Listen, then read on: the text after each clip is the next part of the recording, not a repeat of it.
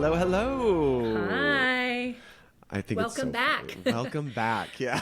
Welcome back to Triple Threat Snap Out with Ginger Griffin and Alex Hensky.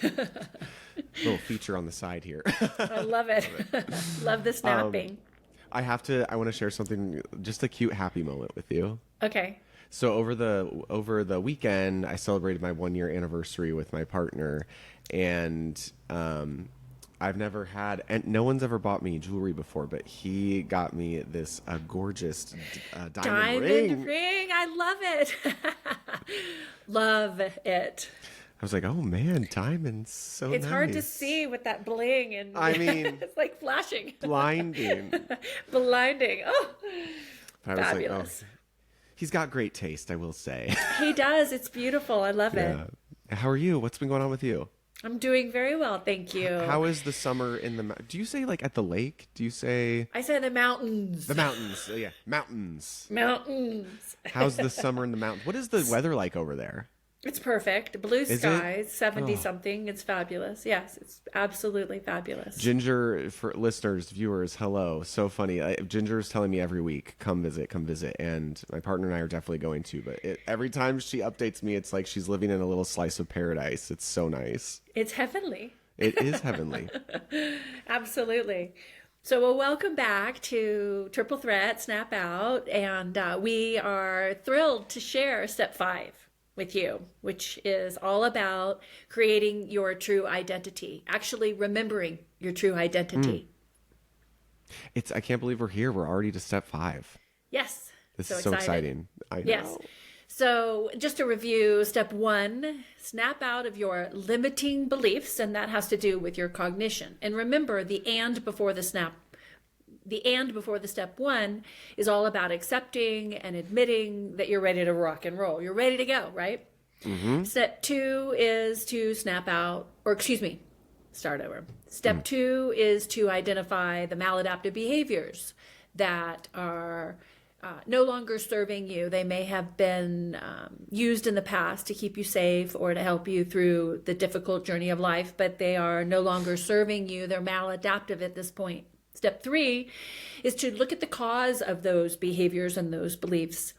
What is the cause?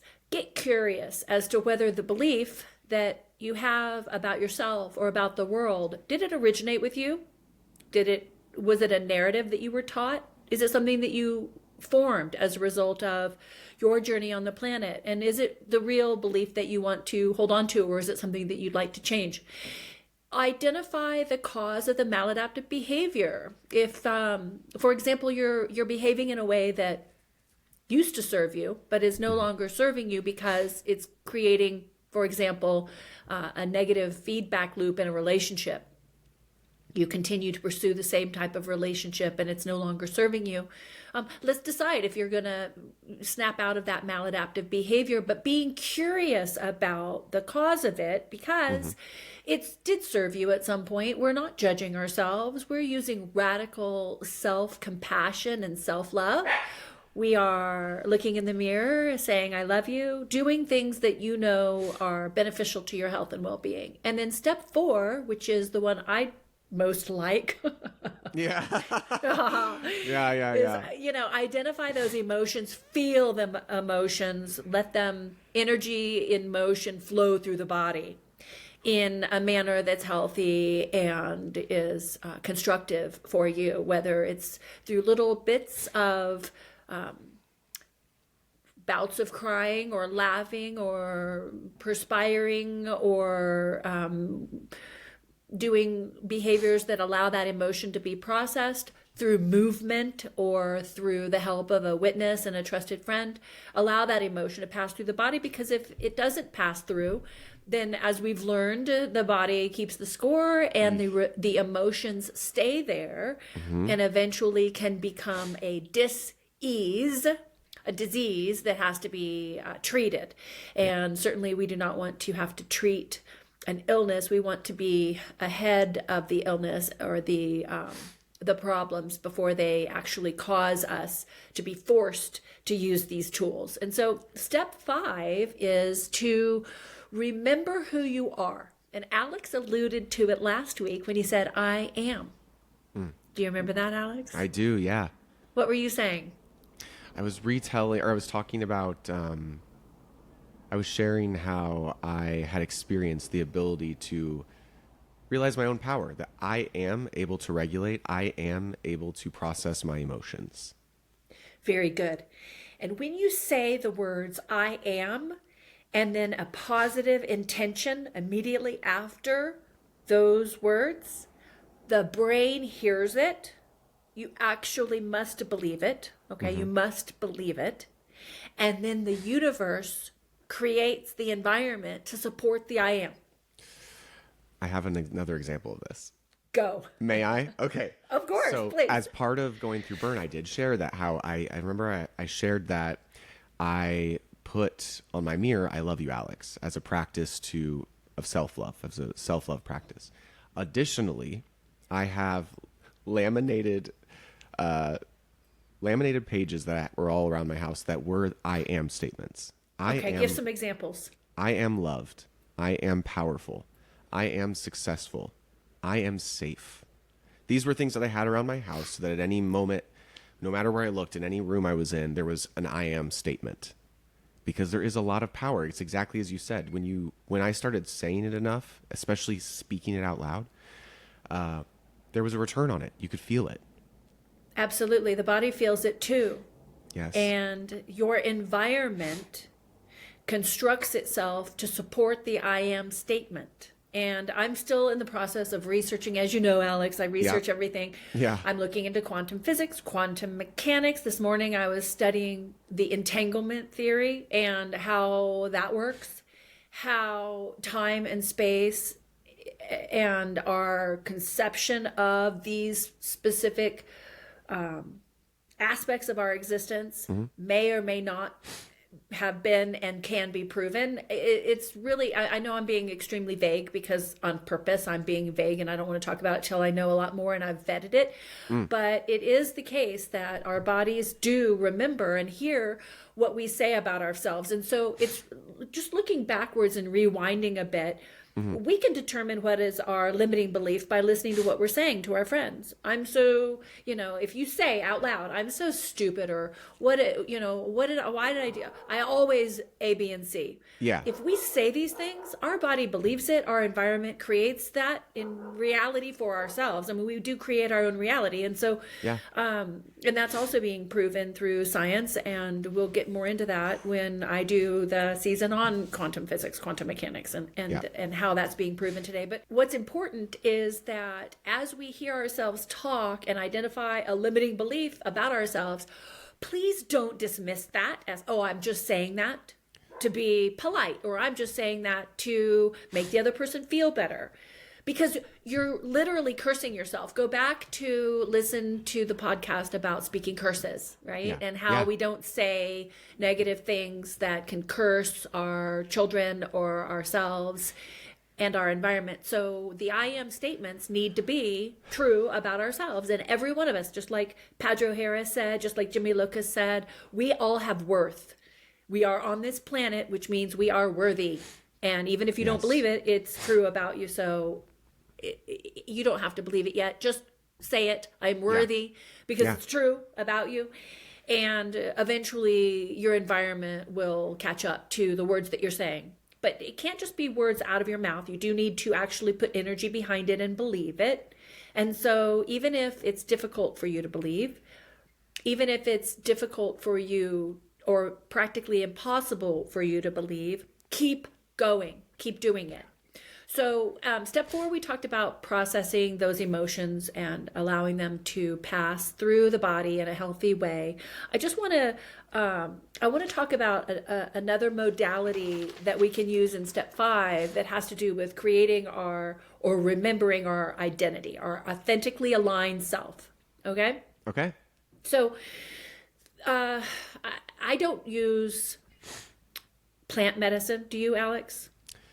No. Okay. I do not. But there are people who do, and they use plant medicine for certain journeys that they go on. I don't necessarily think that you have to go on a plant medicine journey to do a certain exercise. So I'm going to share this exercise with you and the listener and the viewer, as long as the person listening and viewing is safe as they go through this exercise. And so it would be essentially to have your witness or your therapist or your counselor or your friend or some safe person with you. And what you can do when it comes to dealing with that emotion that might have been overwhelming before is to revisit and observe that traumatic event. Remember, the trauma is an event. It's not a feeling, it's an event. Yeah. Yeah.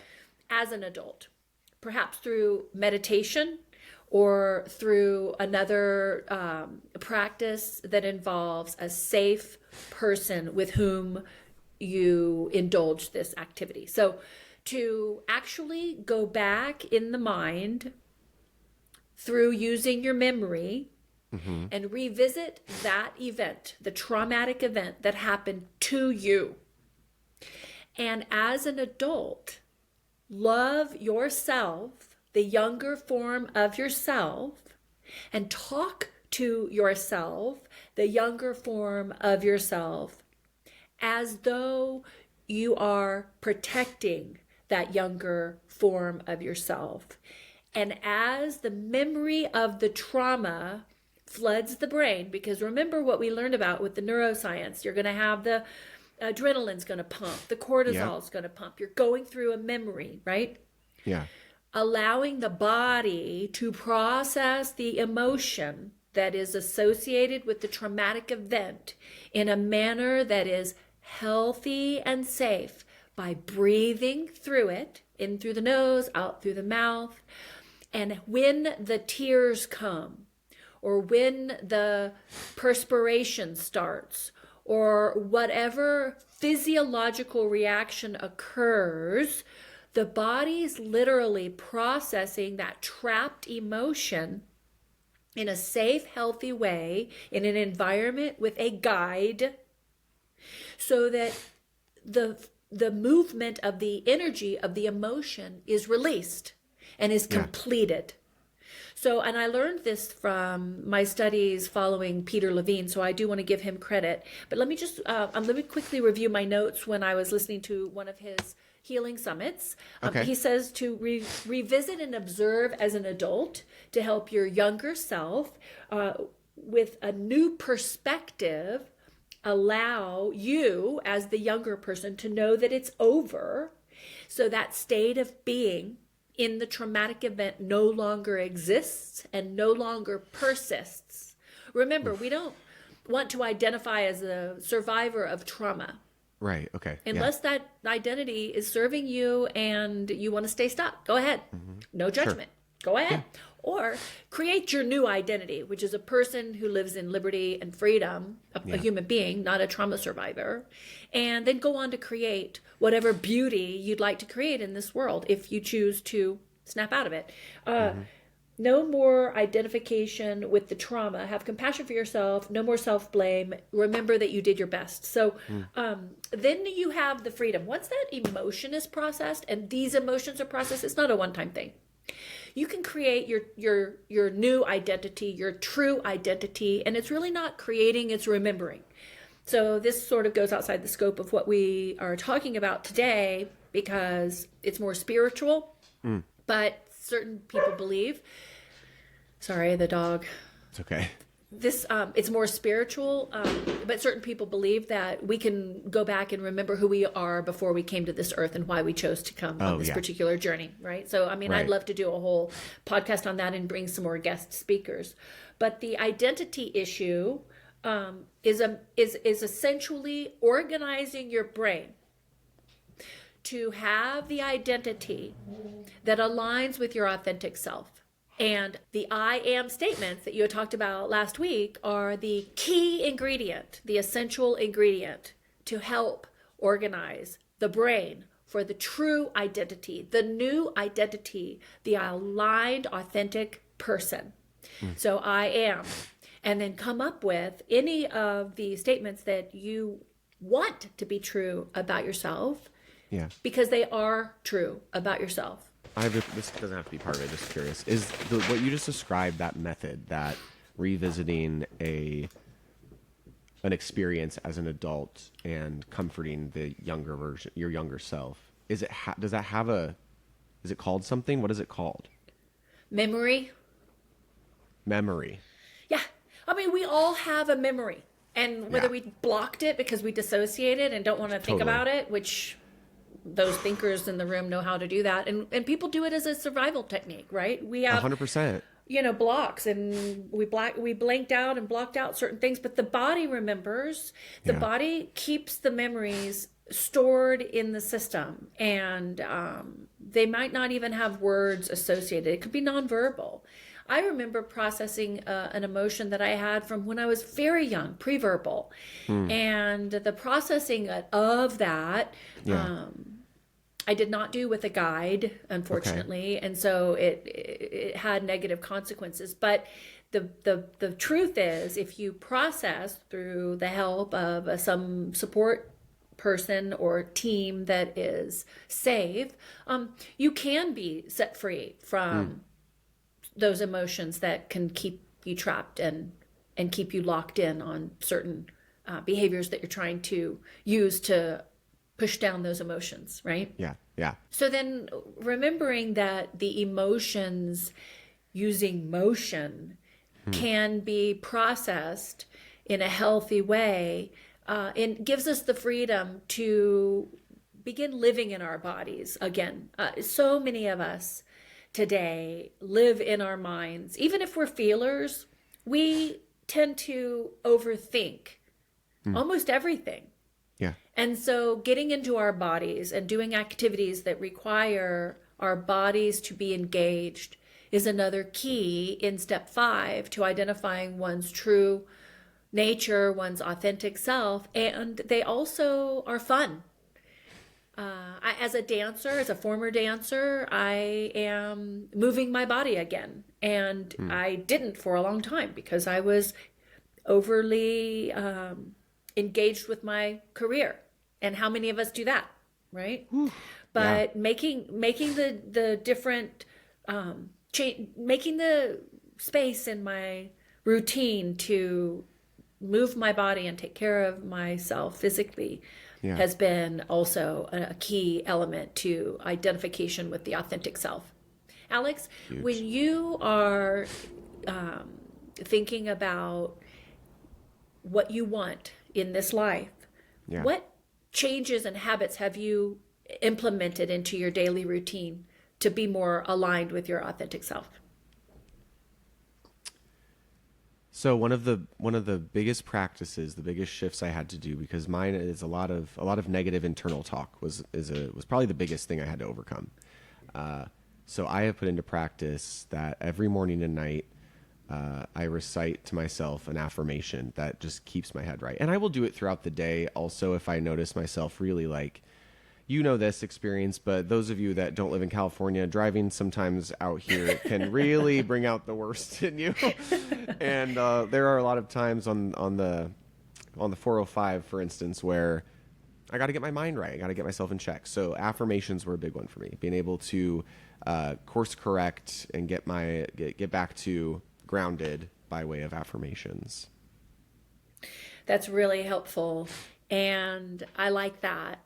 And believing what you say when you say it is a key element to the affirmations, because if you don't put energy toward what you're saying, then the affirmations are just rote and they don't really do the job that they were intended to do. I was at the pool the other day with one of my neighbors, and she made a comment that I said, I'm going to use that on the podcast.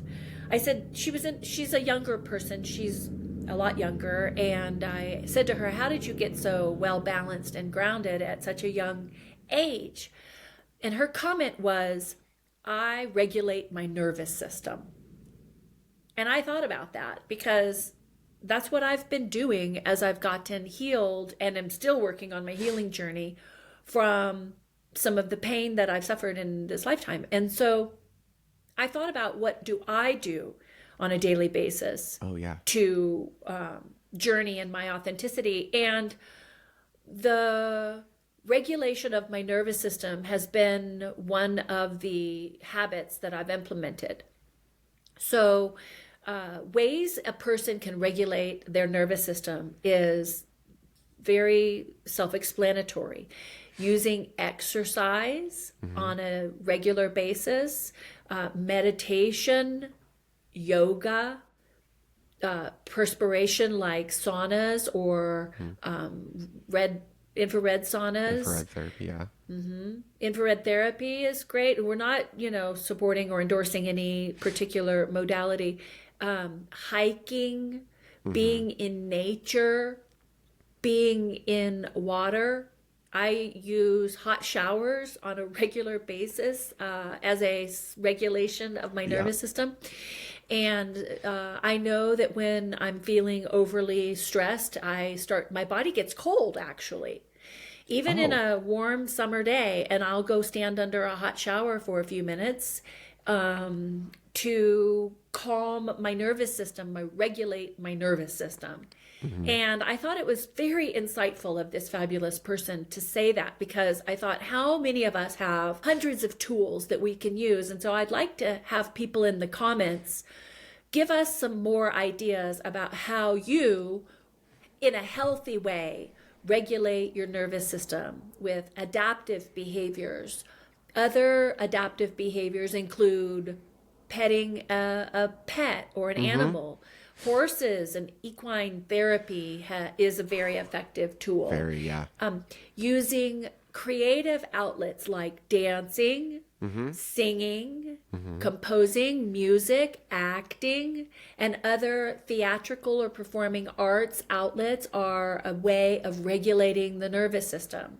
What else can you think of, Alex, for our listeners and viewers? And feel free, those of you who are watching, chime in on the comments right now. Go ahead, Alex. I know journaling is a big one. Writing out all of the things you're thinking. That's a big one for my partner in particular. I know another way that I like to regulate is I have curated playlists that I will go to that help me through particular different things, right? Like music is so healing, and maybe not for everyone, but specifically me. I think a lot of people actually. It is. And depending on what you're trying to work through or the feeling you want to feel, a playlist is so good for fueling that or helping you through it. And I found that to be incredibly helpful for me. And as you say that, I think about aromatherapy and ways in which scents can unlock, because we are really trying to unlock other areas of the brain so that we're not stuck in our frontal cortex. We talked about the brain in a previous episode and how our logical, analytical thinking brain sometimes takes over, and sometimes it doesn't. Again, remember, when we are reacting from our primitive brain, we are in the fight, flight, freeze, and fawn response, but we can regulate our bodies through deep breathing, for example, in order to get into our thinking mind. But then remember that part of who we are authentically is expressed in the body, is felt in the physical body. And so, like we talked about last week, those emotions that are flowing through the body or trapped in the body have an important role to play. So when we pay attention to our body, our shoulders that are tense, or our neck pain, or our back pain, or what's happening in our stomach, we can then also authentically align with ourselves through discovering, through compassion, identifying the cause, and being curious, what role is that serving, and how do we move out of that into a healthy identification with our authenticity? So for example, with me, I find myself holding my stomach when I'm stressed out at work, talking about a child that's in loyalty conflict or being abused in some way by a parent in a custody dispute, where it causes me tremendous anxiety and stress, and I feel it. I'm even holding my stomach right now just talking about it. So what I have to do is then regulate my system after having gone through that experience, and I get off the phone or stop talking about the stressor, and I go and do something else to regulate myself. Making a healthy meal, drinking plenty of healthy living water, juicing and eating healthy vegetables, caring for my digestive system, caring for my physical body through massage or physical touch, not only petting my dog, but also sometimes going and splurging and getting that massage.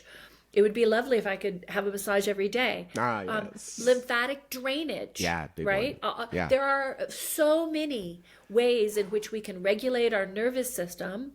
And then by affirming who we are as worthy human beings on this planet, we are setting ourselves up to align with our true identity.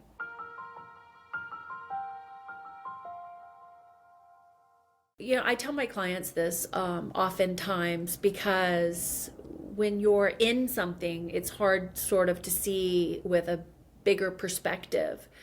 But if you think of yourself as 10,000 feet above an event, and you can see the entire thing from start to finish, like a parade, for example, then that one event that's inside the entire parade can be understood more easily. And so if our mentality is, well, this event, whatever it was, happened for me, not to me, but for me, for my good, it completely reframes the narrative. Now, sometimes that's a stretch. Sure. It may be very difficult to see and say, well, the loss of my partner, for example, happened for my good. How can that be? Right. It's a nightmare sometimes to even think that. And how can I even dare to say that? And I don't want viewers and listeners to decide to leave. Oh, she doesn't know what she's talking about. But I have enough life experience to see now that the events that I perceive as negative that happened to me in my mind actually did happen for me. And I challenge you as a viewer and a listener to look back at those things that you thought were so bad and try to find the good in why that happened to you. And if you don't have the answer, perhaps ask that trusted friend, or even go to your accountability partner at this point. Why do you think such and such happened to me? How does that align with my authentic self? How does that event from that trauma from my past align with who I am today, or shape who I became today? It's a very challenging question. Because I think too, if I may interject, it's how did this shape me without accepting that it defined who you are? Exactly. Right? Because if you want to live in the cage, let it define you. Correct. It is, I think, a really fine line between letting an event, a trauma, define who you are versus shaped who you became. Right. Do you agree with that? Does that make 100%. sense? Okay. Yes. Well, and, there's a expression, there's a reason for everything, right? Whether you believe that expression or not, there can be a positive outcome for every perceived negative event, but you must create it sometimes. So last week we talked about my experience with regard to my children actually. How can the loss of children for a parent benefit that person? And that's a question I'm still answering. But I will tell you that having lost children myself, I have gained and saved children for others by the multitude. So some people might say that that was a benefit. It's a huge cost. Yeah. If I could go back, I might not have chosen that path. I might not have chosen the path that led to the difficult experiences that I've walked through. But I can say now, as a person on the other side, that the joy and the peace that I experience on a daily basis with the freedom and the authenticity in which I live cannot be replaced. And I'm not saying that I would want to lose who's important to me in order to feel joy and peace today, because I think I would have chosen not to have gone this direction. But there's a real phenomenon in family court today and in the world today where children cut ties with their previously loved parent, and there may or may not be a legitimate reason for it. It may just be. And so my having gone through this experience may benefit someone who is ready to end their journey, and they may see this and say, wow, I'm going through it as well, and then go on to create something that can benefit the world. For example, a couple of examples of people who've used trauma, let me just share with you, that have gone on to benefit the world in some way. Isaac Newton is one. And, as we all know, he went on to use math and changed the world regarding physics. And another example of someone who used a traumatic event to change history and culture as we know it is J.K. Rowling. She's the author of the Harry Potter books. And so we can help each other on this journey. And it happened for us. And there can be and is good or perceived benefit that comes out of all of our experiences. And as a group, as a race, as a human consciousness, we are all connected. Yeah. And this is being proven in research and quantum physics and quantum mechanics even now. Yep. And so as we raise others' awareness and as we raise the consciousness of our fellow human beings, then we can raise the consciousness of this planet and really change our experience. And so I hope that this little corner of the world resonates, and that there can be some freedom and authenticity that comes out of it for those who are listening and spending their time viewing what we have to share. I love that. Yes, let's raise the collective consciousness. It's very powerful. Wow. We're doing it in service. Absolutely. That's something that we talked about before beginning this whole journey together, was that you have felt this strong calling to help people. That's always kind of been your baseline through your life, and that resonates with me as well. And I know I know for a fact that is the effects that this show is having on people right now, just based off the feedback we're getting so far. And so it brings me a lot of comfort, and it brings me a lot of hope for anyone listening, that life is not easy. Life is full of challenges, but you can absolutely become whatever it is you want to become, and overcome whatever it is that you've gone through. That's true. That's right. I was just thinking about time when I wore a blonde wig. Hold on, tell me this. Talk more about that. I decided to wear a blonde wig and see what kind of reaction I got from the people around me. It was a completely different reality. Okay, so you're natural dark brunette? Yes. Well, I have highlights. Yes, The hairdresser, like at UCLA when I was on television, and then again when I danced for the NBA, all the hairdressers always wanted to make me blonder. So Really? I just darkened it a little bit. Yeah.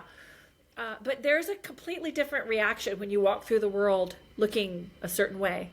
A completely different reaction. Yes, this I know. Mm-hmm. Yeah. I've seen you with your hair long. That's exactly what I'm referring to. Yeah, it's pretty wild because a long to short hair is dramatic even on a guy, especially on women, but on men, to go from a long haircut to a short haircut. Yeah, it is funny. And people love to give their opinion about it. I know, right? They love to let you know what they think about it. It's so funny. So as we wrap up this season of Triple Threat Snap Out with Ginger Griffin, and we've gone through the 5 steps of how to snap out of limiting beliefs and maladaptive behaviors, looking at the cause with compassion toward oneself, with curiosity, deciding whether those beliefs and those behaviors are still serving you, and if not, deal with the emotions through the body by moving and processing those emotions, and then moving into aligning with one's true self by co-creating your reality and remembering who you are. Give us some comments about what you'd like to see next. I really want to keep the content as limited sort of to what I've experienced personally, but I am actively researching quantum physics and quantum mechanics, as I've talked about before. Yeah. I don't want to speak on something that I don't know a whole lot about. But as I've said, I'm not an expert. I'm not trying to come off as an expert. I'm sharing my experience and my strength and my hope for those of you who may be able to benefit from what I've gone through, so that you don't have to go to the same levels of depth of sadness or despair. And at the same time, we want to engage the viewer and the listener, because we're in this together. And so I will be promoting my book. It's coming out in the next few months. So that's going to be one of our contents for the podcast. But let us know in the comments what you'd like for us to talk about, and what perspective we can help bring to some of the challenges that you face in your life today. And again, remember, let us know how you're regulating. Yes. And furthermore, Alex, I do want to say that even though we have talked about regulating oneself through movement and other types of modalities, there will be a time when we talk about co-regulation. Co-regulation. Yes. How does Chad help you regulate, and how do we co-regulate in a community? Because we all need that connection. So that's coming in the future. That is a whole, I would love, oh yeah, I want to dive into that. Absolutely. I've of course experienced that, but I've not heard that term like that. So this is exciting. Right. So how can we form connections with a community or a partner and co-regulate? And since you're the one in the relationship right now, you can speak to that, and I can speak to community connection and other ways of connecting in order to co-regulate, so that we can raise our awareness and vibrate at a frequency that resonates in a higher level, so that we align with our authentic selves. Amen. I'm so excited too. I think I definitely want to piggyback on what Ginger said, encourage you to drop comments and questions. I'm starting to gather those now, because we're going to have enough to have a full episode to kind of dive into some of the comments that people are making. And I think that's really exciting. It's equal parts encouraging and exciting to see that this is resonating with people, and let's talk about it. I love that we are trying to curate an open dialogue with our community that we're building over here on Triple Threat. So please get into the conversation. Like, definitely drop us a comment. If you're listening, by the way, on Spotify, Apple Music, Amazon Music, Google Podcasts, or any of the listening platforms, there is a link underneath every episode where you can email us directly. It goes to our pod hub so that we can both see it. And we would love to hear from you. It's a simple one click, and then you can send us a message to get into the conversation. We're building a community, and we're in this together. And we're doing this in a tactical way so that we can all lift one another up. So we do encourage the comments, the questions, and we hope that you are able to reach out and take that next step. Yes. Snap out of it. Triple threat. Out. Yeah. Triple Take that threat. next step. Yeah. We're here with you. We are, and we look forward to seeing you next time. Have a great week, everyone. Be well.